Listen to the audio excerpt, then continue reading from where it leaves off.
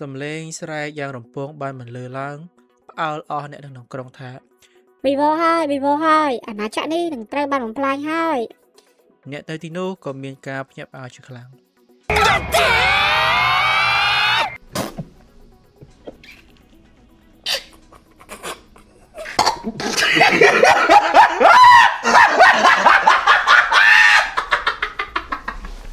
រេមរីស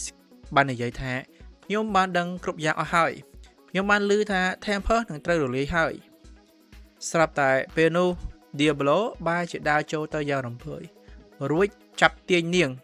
មកខាងក្រោយទាំងកំរោល Diablo លោកម្ចាស់ Rimuru តើលោកចង់ឲ្យខ្ញុំគំតិចសិនអត់នេះដោយរបៀបណាដែរ Rimuru និយាយតិចៗថាមកវ៉ាសត្វល្អិតហ្នឹងគឺជា Demon Lord ណាRimuru ក៏ហួសចិត្តដែរព្រោះមិត្តចាស់ម្នាក់នេះមកដល់គឺបង្កការភ្ញាក់ផ្អើលតែម្ដងឯ Rimuru ឯនេះវិញនៅកំពុងតែប្រកាត់ប្រកិននៅឡើយទេឯងជាមនុស្សមិនធម្មតាទេមែនទេព្យុះក៏មានការងឿងឆ្ងល់ហើយក៏បានសួរថាតើនាងគឺជានរណា Rimuru ក៏បាននិយាយតបទៅវិញថាមែនតើទៅនាងគឺជាមិត្តចាស់របស់ខ្ញុំគឺ Rimuru មើលទៅដូចជាសត្វល្អិតតែនាងក៏ជា Demon Lord ដែរណា Fuse ហ៎ Demon Lord តែមើលទៅ Fuse លេបញាក់ផ្អើលដូចពីមុនទៀតហើយព្រោះគ្រាន់តែ Veldera ម្នាក់គឺធ្វើឲ្យគាត់ emotional damage គ្រប់គ្រាន់រួចហើយ Rimuru នៅតែបន្តអួតពីខ្លួនឯងមែនហើយយើងគឺជា Demon Lord ទាំង10កំពូលដែលខ្លាំងជាងគេបំផុតចុំមិនអត់ surprise យើងគឺជា Rimuru ដែលកាន់កាប់លអាងភ្នំ Labris ទាំងសាច់ទាំងឈាមហើយថៃមុខស្ងួតអញ្ចឹង Shus ក៏តបទៅវិញយ៉ាងត្រជាក់ថាគ្រាន់តែរឿង Veldera រស់ឡើងវិញវាគឺជារឿងដ៏ធំមួយសម្រាប់គាត់ទៅហើយ Rimuru គ្រាន់តែលើឈ្មោះ Veldera ភ្លាមក៏អួតក្អេកអាងតែម្ដងគ្មានផ្លូវទេព្រោះខ្ញុំគឺជាអ្នកកំទេច Veldera ត្រឹមតែម្ដាយតែប៉ុណ្ណោះជាមួយក្បាច់គុណរបស់ខ្ញុំហ៊ីហត្រឹមតែម្ដាយប៉ុណ្ណោះអា Veldera ហ្នឹងគ្មានស្អីទេគ្រាន់តែជាពាក្យចចាមអារាមនោះទេហើយសម័យកាលរបស់គេក៏បានបញ្ចប់រួចហើយអ្វីដែលឯងតែខ្លាចនោះគឺខ្ញុំមិនមែនអាល្អិតនៀកបកាច់ពូជនឹងទេ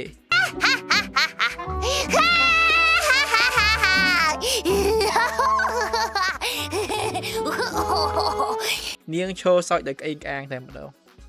ហើយកំឡុងពេលដែលនាងកំពុងទៅអួតហ្នឹងគឺมันបានងាកមើលមកក្រោយទេពីព្រោះ Veldera គឺនៅពីក្រោយខ្នងនាងឯនោះសោះ Diablo ក៏បានប្រគល់នាងទៅឲ្យ Rimuru ហើយ Rimuru ក៏បានដើរត្រង់តម្រង់ទៅរក Veldera Rimuru ក៏បាននិយាយទៅកាន់ Veldera ថា Veldera ខ្ញុំគិតថាឯងចាត់ការនាងបាន Rimuru កំពុងតែសោចអួតអំពីអំណាចរបស់ខ្លួនឯងស្រាប់តែបើកភ្នែកឡើងវ៉ា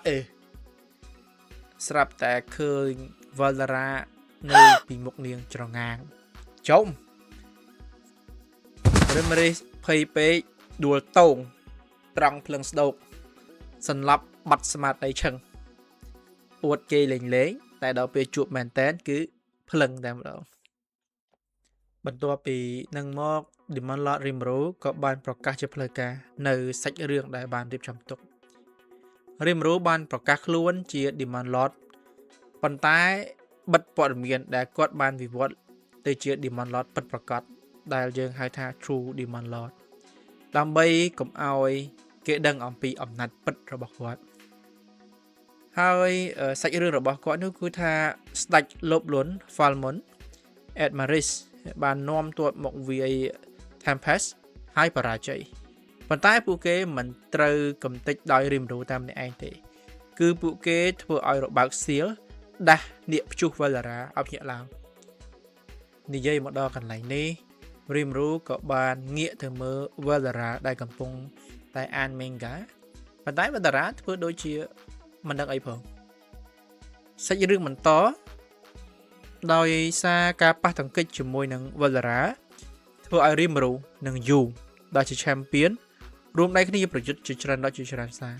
តែនៅតែមិនអាចយកឈ្នះទើបសម្រេចចិត្តចរចានិងបន្ថយកំហឹងនាគព្យុះ រហូតដល់ Vedara យល់ព្រមធ្វើជា Guardian ឬក៏យើងអាចនិយាយបានថាជាអ្នកការពារដោយទម្លាក់នៅកំហុសទាំងអស់ទៅកាន់អាណាចក្រ Falmon Elilud ក៏ចង់បាន credit បន្តិចដែរព្រោះកូនស្រីរបស់គាត់ Eren ជាអ្នកប្រាប់ឲ្យ Rimuru ខ្លាយទៅជា Demon Lord គាត់បានស្នើសុំសាច់រឿងនេះឲ្យប្រើប្រាស់នាងជាអ្នកចរចាផ្សះផ្សារវាង Demon Lord ហើយនិង Vedara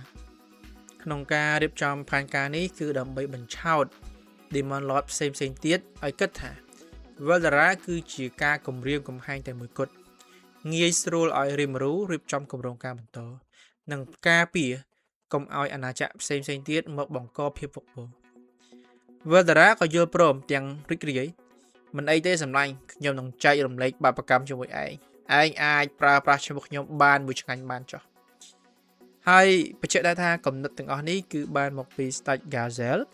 ដែលជាអ្នករៀបចំក្រុងទុកមុនហើយ Rimuru ជាអ្នកគុំនៅសាច់រឿងទាំងអស់បញ្ចូលគ្នាបន្ទាប់មកទៀតក៏ដល់សាច់រឿងរបស់ Yum ម្ដងនេះ Rimuru ក៏បានគាំទ្រ Yum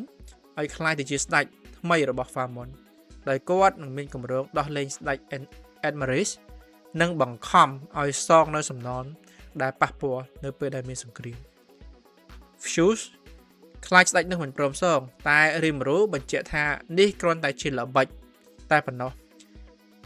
អ្វីដែលគាត់ចង់បានពិតប្រាកដគឺសង្គ្រាមផ្ទៃក្នុងដែលកើតឡើងក្នុង Falmon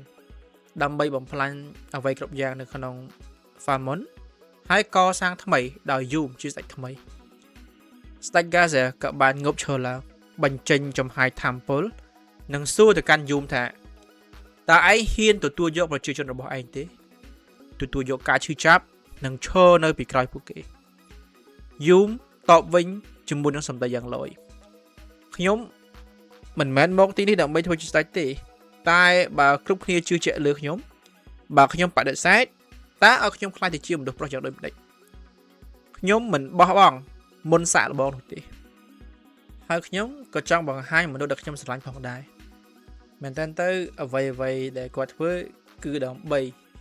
បង្ហាញទៅកាន់ស្រីដែលគាត់ស្រឡាញ់ជូរ៉ាន់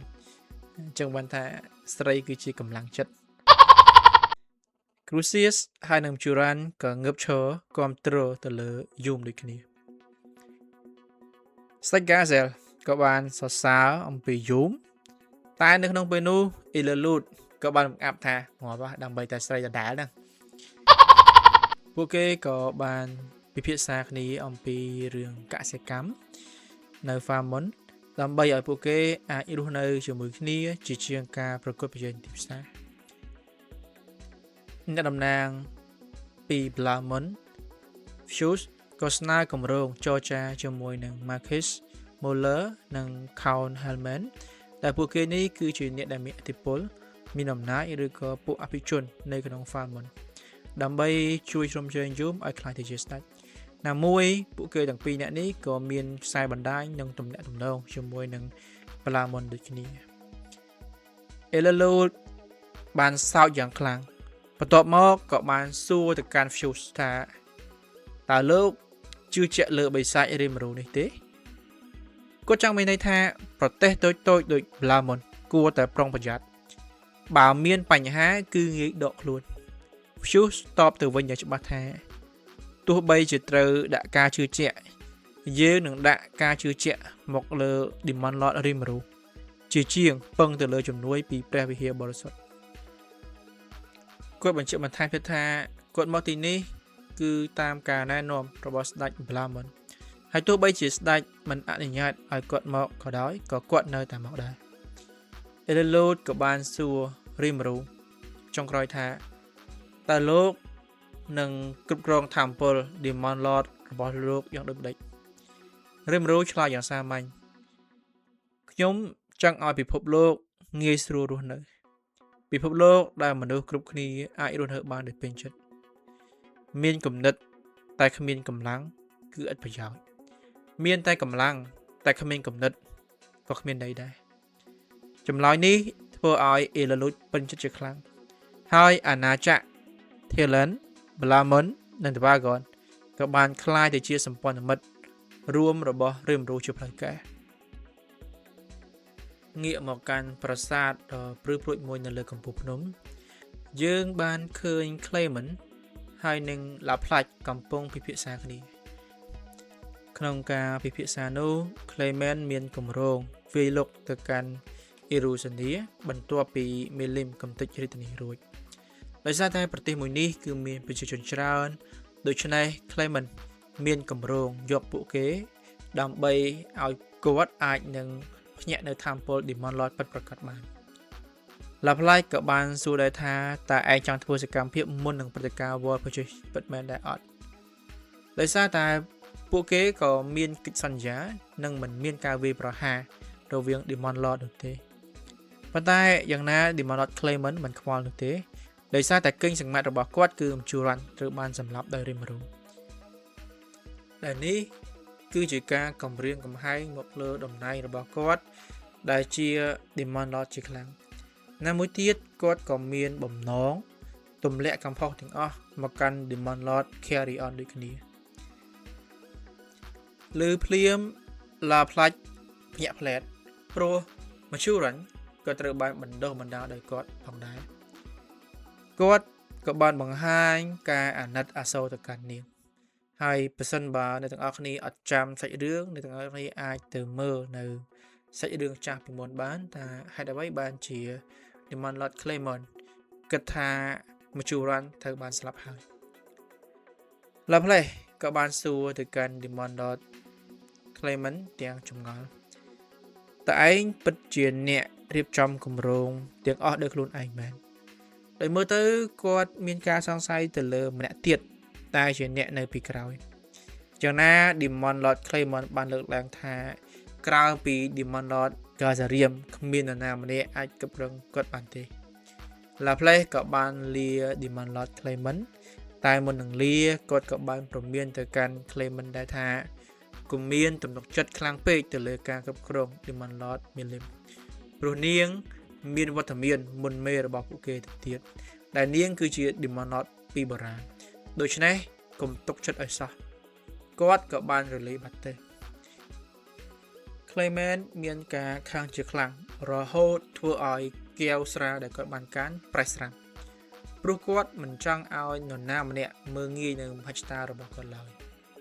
ありがとうございました。